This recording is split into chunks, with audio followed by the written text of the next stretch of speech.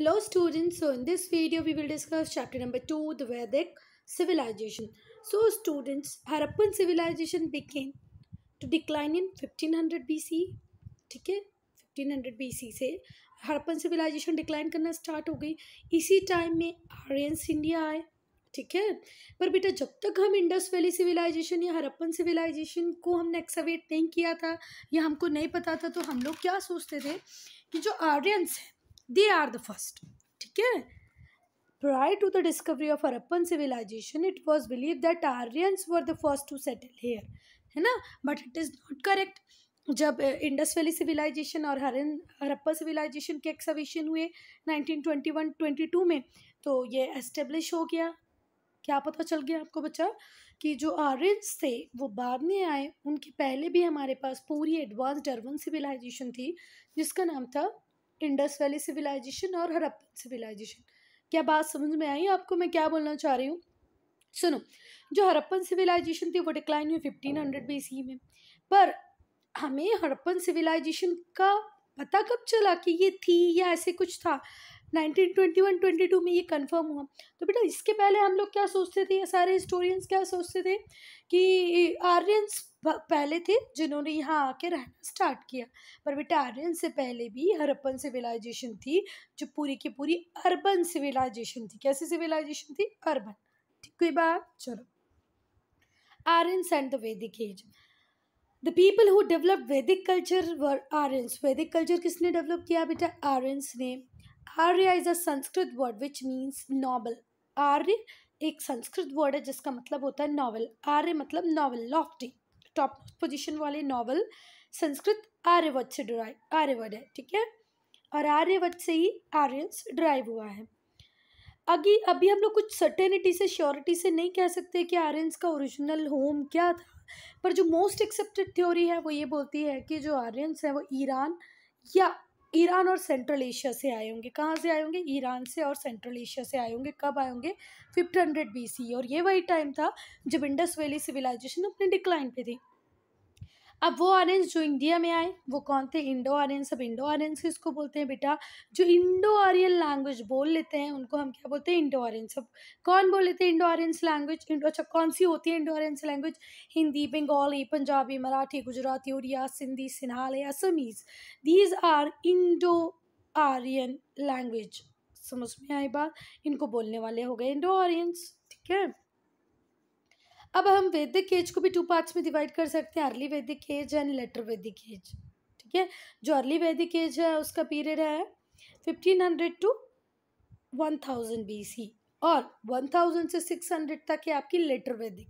Okay, which is also known as epic age. इसी को हम क्या भी बोलते हैं बच्चा? Epic age. अब स्टूडेंट्स जो लेटर वैदिक पीरियड है वो कब से बिगिन हुआ बेटा? कब से बिगिन हुआ? With the settling down of Aryans in Gangetic plain. जब आर्यंस गैंगेटिक प्लेन में सेटल हो गए वहीं से स्टार्टिंग हुई किसकी? लेटर वैदिक पीरियड की. किसकी? लेटर वैदिक पीरियड की. ठीक हुई. Early Aryan settlement. Early Aryan कहाँ आके सेटल हुए होंगे तो वो भी पता होना चाहिए आपको. जो अर्ली आर्यंस थे वो कहाँ से?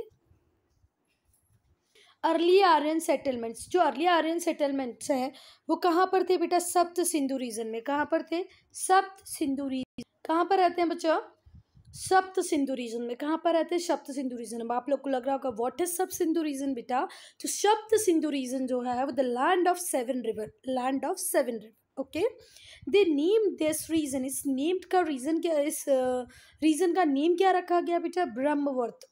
क्या रखा? ब्रह्मवर्त. ठीक है, हम मुझे अर्ली जो आर्यंस आए थे वो सप्त सिंधु रीजन में सेटल हो गए. अब सप्त सिंधु रीजन कौन सा था बेटा? वो 7 रिवर वाली प्लेस. ठीक है, और उस प्लेस को क्या कहा गया? ब्रह्मवर्त. ठीक है, मीन्स लैंड ऑफ गॉड्स. जो during early period of Aryan settlement का जो अर्ली पीरियड था उसको हम क्या बोलते हैं? ऋग्वेद. ठीक है, सॉरी, उस पीरियड में ऋग्वेद लिखा गया. फिर से ध्यान से सुनना, जो अर्ली पीरियड था आर्यन सेटलमेंट का उसमें ही बेटा ऋग्वेद लिखा गया. फिर से अगर मैंने कंफ्यूज कर दिया तो it was during early period of Aryan settlement, जब आर्यन सेटलमेंट का बिल्कुल अर्ली पीरियड था उसी टाइम में उन लोगों ने ऋग्वेद लिख दिया, ठीक है। Later Aryan moved eastward and settled in different parts of land, फिर वो ईस्टवर्ड मूव करते गए और सेटल होते गए बहुत सारे पार्ट्स में। Gradually they spread to the whole north India, धीरे धीरे पूरे नॉर्थ इंडिया में बस गए, ठीक है। Extending from Himalaya to Vindhya mountain, Himalaya से विंध्या माउंटेन तक उनका पूरा रीजन हो गया, ठीक है। शुरुआत उन्होंने की कहाँ से, सिंधु रिवर, सप्त सिंधु रिवर्स जहाँ पर 7 रिवर्स थी वहाँ से की। धीरे धीरे करके वो ईस्ट में गए, फिर पूरे पूरे नॉर्थ में, मतलब कहाँ से कहाँ तक, हिमालयन माउंटेन से विंध्य माउंटेन तक उनका रीजन बन गया। अब उन्होंने क्या स्टार्ट किया बेटा, उन्होंने फॉरेस्ट को क्लियर किया, they clear the forest, founded new settlements, the use of iron axe made their job easier, और इस टाइम में आयरन एक्स बन गई थी, इससे उनको पेड़ वेड़ काटने में कोई प्रॉब्लम नहीं हुई, वो काटते रहे, ठीक है। The name this region Aryavarta the land of Aryans, उन्होंने इस रीजन का नाम क्या रखा, आर्यव्रत, और इस आर्यव्रत में कौन रहते थे बेटा, आर्यंस, लैंड ऑफ आर्यंस, ठीक है।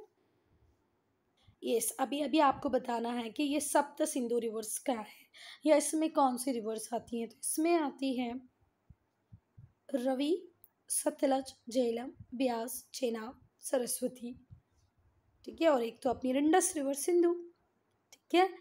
इंडस, रवि, सतलज, झेलम, ब्यास, चेनाब, सरस्वती।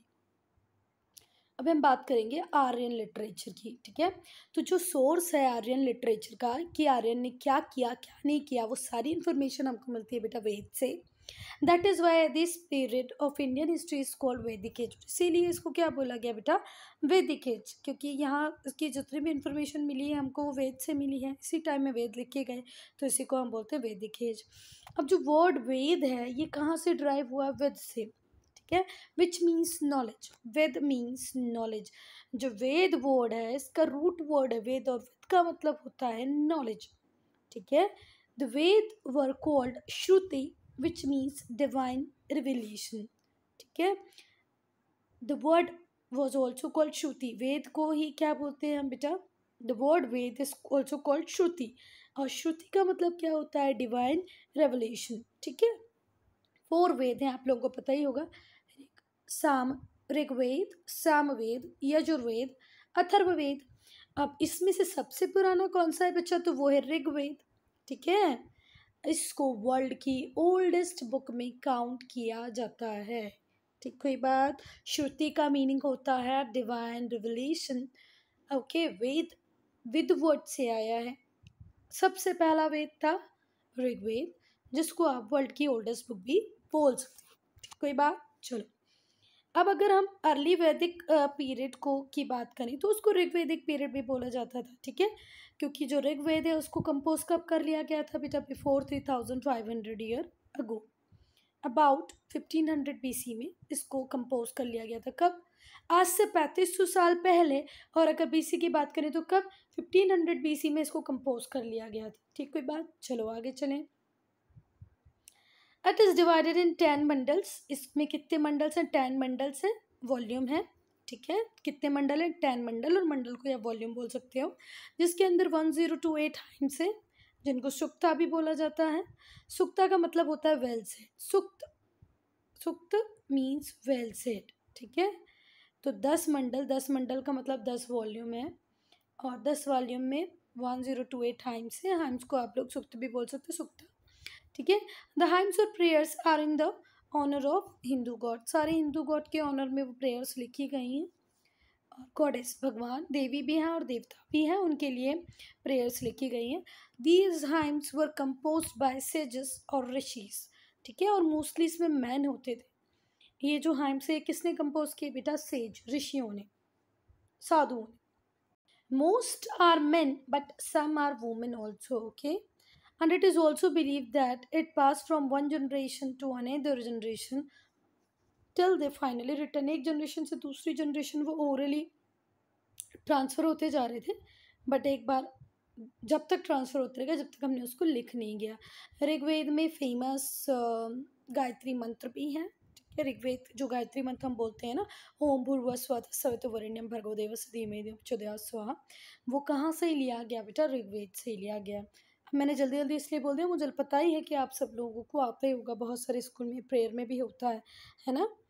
ऋग्वेद में ही है गायत्री मंत्र। वेद्स की अपनी बहुत इंपॉर्टेंट है बेटा, ये हमको रिलीजियस बिलीव, सोशल कस्टम्स बताते हैं किसके, आर्यंस के। अगर आर्यंस के आपके social believes, religion believe, social custom को जानना है तो क्या पढ़ोगे, Veda. They also throw light the economic condition of the people of that time. उस टाइम इकोनॉमिक कंडीशन क्या थी उसको भी बताते हैं।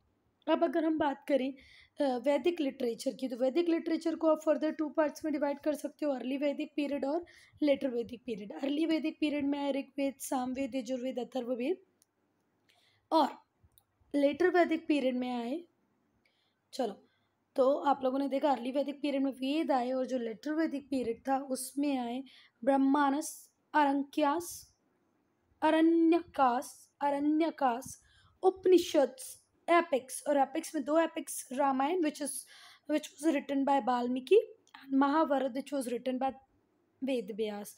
फिर से ब्रह्मानस, अरण्यकास, उपनिषद्स, एपिक्स। और एपिक्स में 2 एपिक्स, एक है Ramayana which was written by Valmiki, Mahabharata which was written by Ved Vyas. ठीक है, जो मोस्ट फेमस वर्क है लेटर वैदिक पीरियड का वो है ब्रह्मानस, अरण्यकास, उपनिषद। ठीक है, 2 एपिक भी हैं, Ramayana which was written by sage Valmiki, Mahabharata was written by sage Ved Vyas. ठीक है, जो एपिक है वो इंफॉर्मेशन देती है आपको आर्यन किंगडम्स की, उनकी आर्मी कैसी थी, उनकी किंगडम कैसी थी, किस टाइप के वेपन्स वो यूज़ किया करते थे, ये आपको एपिक से मिलेगा। ठीक है,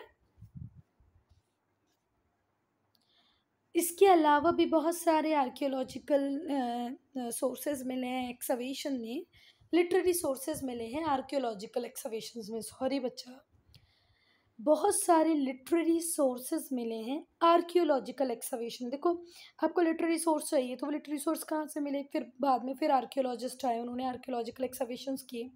ठीक है, कहाँ कर, गंगा वैली में। ठीक है, तो वो कौन से सोर्सेज मिले बेटा, अतरंज खेरा, क्या मिला, अतरंज खेरा लिटरेरी सोर्स, जो बाद में आर्कियोलॉजिकल एक्सकवेशन में मिला, अतरंज खेरा। ठीक है, जो भी हमको आर्यंस के बारे में इंफॉर्मेशन प्रोवाइड करता है। Sanskrit owes its origin to a family language known as Indo European. Sanskrit का जो ओरिजिन है बच्चा वो इंडो यूरोपियन है। कैसा है संस्कृत का ओरिजिन, इंडो यूरोपियन। ठीक है, most Indian languages like Sanskrit, Assamese, Hindi, Kashmiri, Sindhi, European languages French, German, Italian, Spanish and English may have some words in common। ठीक है, अब हम बात करें बच्चा साउथ की लैंग्वेज जैसे तमिल, तेलुगु, कन्नड़, मलयालम, ये द्रविडियन फैमिली को बिलोंग करती है। किसको बिलोंग करती है, द्रविडियन फैमिली को बिलोंग करती है। ठीक है, अब बेटा संस्कृत में पितृ था, लैटिन में पैटर, पर्शियन में पिदार, जर्मन में वटर, फटर पढ़ते हैं इसको, फटर, और इंग्लिश में फादर। तो ऐसे कुछ वर्ड बहुत सारे कॉमन होंगे, जैसे संस्कृत में भ्राता होता है, लैटिन में फ्रेटर होता है, ये मुझे पढ़ने नहीं पता, ब्रूडर होता है जर्मन में, और ब्रदर होता है इंग्लिश में। तो कुछ बहुत सारी चीज़ें आपको कॉमन वर्ड मिलते हैं, है ना। तो द्रविडियन है, तेलुगु, तमिल, कन्नड़, मलयालम, ये द्रविडियन फैमिली से बिलोंग करती हैं। French, German, Italy, even Sanskrit belongs from Indo European family. अब हम लोग बात करेंगे आर्यन रिलीजन की। तो आर्यन का रिलीजन कैसे होता है, तो अगर हम ऋग्वेदिक आर्यंस की बात करें तो उनका रिलीजन बहुत सिंपल होता था बेटा। ये फोर्सेस ऑफ नेचर को वर्शिप करते थे, मतलब फोर्सेस ऑफ नेचर पता ही है, सन, मून, अर्थ। ठीक है, और इनके बहुत सारे गॉड और गॉडेसेस थी। Surya sun god, Indra god of thunder, rain and water. Indra किसको बोलते हैं बेटा, god of thunder, rain and water. और सूर्य किसको बोलते हैं, सन गॉड को। इंद्र बहुत पॉपुलर थे बिकॉज वो रेन देते थे, और रेन से ही अल्टीमेट प्रॉस्पेरिटी आती है। अगर आप एग्रीकल्चर पे भी डिपेंडेंट इकोनॉमी है आपकी, तो आपको रेन बहुत इंपॉर्टेंट होती है। ठीक है, और रेन देने वाले इंद्र। वायु वॉज गॉड ऑफ विंड, वायु कौन है बेटा, god of wind. Prithvi goddess earth, mother earth Prithvi, and goddess of wind वायु। अग्नि रिप्रेजेंटेड सेक्रिफिशियल फायर, और अग्नि क्या देती है बेटा, सेक्रिफिशियल फायर। अग्नि मतलब फायर, आग। Aryans please their god by performing yajnas and sacrifices. Sacrifices और यजनास आर्यन पीरियड में थे। ठीक है। ये गॉड को ऑफर करते थे, क्या क्या ऑफर करते थे गॉड को? ये घी, मिल्क, सोम जूस, ग्रेन। सोम जूस, घी, मिल्क, ग्रेन, ये सब कुछ भगवान। द लेटर वैदिक रिचुअल्स बिकम मोर कॉम्प्लिकेटेड। बेटा पर जो लेटर वैदिक पीरियड आया वहाँ पर रिचुअल्स बहुत ज़्यादा कॉम्प्लिकेट हो गए। पुरोहित, प्रीस्ट आने लग गए, जिनकी सोसाइटी में सबसे ज़्यादा इंपॉर्टेंट होने लग गए। ठीक है। फिर कुछ नए गॉड भी आ गए, जैसे ट्रिनिटी। ट्रिनिटी बोले तो ब्रह्मा, विष्णु, महेश। महेश को ही आप शिव बोलते हो। ब्रह्मा क्रिएटर, विष्णु जो पालन करेगा, महेश डिस्ट्रॉयर। ठीक है। ब्रह्मा क्रिएटर, विष्णु सेवर और शिव डिस्ट्रॉयर। ठीक है। ये ट्रिनिटी गॉड्स और आ गए। Most popular deity of the epic is Ram and Krishna. जो इम्पोर्टेंट डाइटीज बने एपिक पीरियड के वो थे राम एंड कृष्ण। राम एंड कृष्ण। ठीक है। श्री राम, श्री कृष्ण। उपनिषद ले stress on the principle of कर्म एक्शन। ठीक है। आपके जैसे कर्म होंगे, जैसे आपके एक्शंस होंगे, उस हिसाब से आपको मोक्ष मिलेगा, साल्वेशन मिलेगा। ठीक। कोई बात बेटा, तो आप तो इंडिया में रहते हैं तो इसको कर्मा मत पढ़ने लगना, मोक्षा मत पढ़ने लगना। इट्स कर्म ओनली और इट इज़ मोक्ष ओनली। मोक्ष की प्राप्ति बोलते हैं ना, कर्मों के आधार पे मोक्ष की प्राप्ति होती है। ठीक है। वो तो अंग्रेजों को पढ़ना लिखने नहीं आता था, तो वो पता नहीं क्यों क्या कर गए, भगवान ही मालिक है उनका। तो राम, श्री कृष्ण एपिक पीरियड के दो इम्पोर्टेंट डाइटीज। उपनिषद स्ट्रेस देते हैं, उपनिषद में लिखा गया है कि जो कर्म है उसी से आपको मोक्ष मिलेगा। अच्छे कर्म, मोक्ष मिलेगा, नहीं तो पता नहीं क्या मिलेगा। चलो, पॉलिटिकल ऑर्गेनाइजेशन की अगर हम बात करें, किसकी बच्चा? पॉलिटिकल ऑर्गेनाइजेशन की। तो जो वैदिक पीरियड था वहाँ पर ट्राइब्स थी, और ट्राइब्स को क्या बोलते थे? जन। एक मोस्ट इम्पॉर्टेंट ट्राइब थी उस टाइम की, वो थी पुरु, करु, भारत, यदु। ठीक है। पुरु, करु, भारत, यदु। ईच जना हैज इट्स ओन रूलर और राजन। पुरु का, करु का, भारत का, यादु का अपना क्या होता था? रूलर होता था। इसमें से सबसे सक्सेसफुल आर्यन चीफ थे, उनको राजा और किंग बोला गया। ठीक है। Successful among the Aryan chiefs emerges raja और king. Now, the king exercised vast power but bound by a disciplined code of conduct. जो किंग थे, आर्यंस किंग, वो बहुत ज़्यादा उनके पास पावर थी बेटा, पर वो डिसिप्लिन से बंधे हुए थे। ठीक है। जिसको बोलते थे राजधर्म। क्या बोला जाता था? राजधर्म। He was essentially a prajapati and not a despot. वो प्रजापति होता था, प्रजा की देखभाल करने वाला, डेस्पॉट नहीं होता था। और आप जब आपके चैप्टर स्टार्ट होके जो ग्लॉसरी, जो व्हाट टू नो दिया गया, उसमें पढ़ोगे डेस्पॉट मीन्स जिसके ऊपर कोई कंट्रोल ना हो। डेस्पोटिक किंग मतलब जो निरंकुश हो, जिसके ऊपर कोई कंट्रोल ना हो। ठीक है। जो टायरनी चलाए। और प्रजापति मतलब जो प्रजा के बारे में सोचे। तो उसका एक राजधर्म होता था, वो राजधर्म के हिसाब से अपने आप को डिसिप्लिन रखता था, उसके कोड ऑफ कंडक्ट होते थे। ठीक है बात। चलो, the kingship became hereditary in later Vedic age. बेटा शुरुआत में जो प्री वैदिक पीरियड था उसमें किंगशिप नहीं थी, उसमें हेरिडेटरी मोनार्की नहीं होती थी, पर लेटर वैदिक पीरियड में हेरिडेटरी मोनार्की होने लगी। पापा का जो राज था बेटे को मिला, बेटे का उसके बेटे को मिलेगा। ठीक है। The king ruled with the help of many officials. King बहुत सारे ऑफिशियल्स की हेल्प से रूल करता था, जिनको आप सेनापति या कमांडर भी बोल सकते हो, है ना। और पुरोहित कौन होते थे? Chief priest. Gramani, village admin. ग्रहामिनी कौन होता था बेटा? Village admin. ठीक है। तो जो कई बार विलेज एडमिन भी उनको असिस्ट करता था किंग को। जो ग्रहामिनी था, the gramani administrate the village. ग्रहामिनी का काम क्या है? विलेज को एडमिनिस्ट्रेट करना। और he also kept a fighting band ready to help the king. उसके पास एक फाइटिंग बैंड होता था, जो जैसे भी जब ये किंग को रिक्वायरमेंट लगेगी वो अपनी आर्मीज को सप्लाई कर देगा। ठीक है। We find reference of two important assemblies known as samiti and sabha. अगर आप लिटर वैदिक पीरियड को पढ़ोगे तो उसमें समिति और सभा का पूरा नॉलेज आपको मिलेगा। समिति was form by the chief of the village and town. समिति कौन बनाते था? चीफ बनाते थे, किसके? विलेज के और टाउन के। और जो सभा थी वो स्मॉलर बॉडी थी। It consist of few prominent person, man, wealthy, learning. ठीक है। अब सभा में कौन आते थे बेटा? फ्यू प्रोमिनेंट पर्सन, जैसे wealthy people, learn people also. Women भी मीटिंग्स को अटेंड कर सकती थी। भले सभा हो समिति हो। जो लेटर वैदिक पीरियड था उसमें स्मॉल किंगडम से स्मॉल ट्राइब्स आई, फिर बाद में उन्हीं को लार्ज किंगडम ने रिप्लेस कर दिया और फिर ऑफिसर्स का नंबर इंक्रीज हो गया। So students, I am ending this video here. If you have any doubt, any problem, do right in comment section.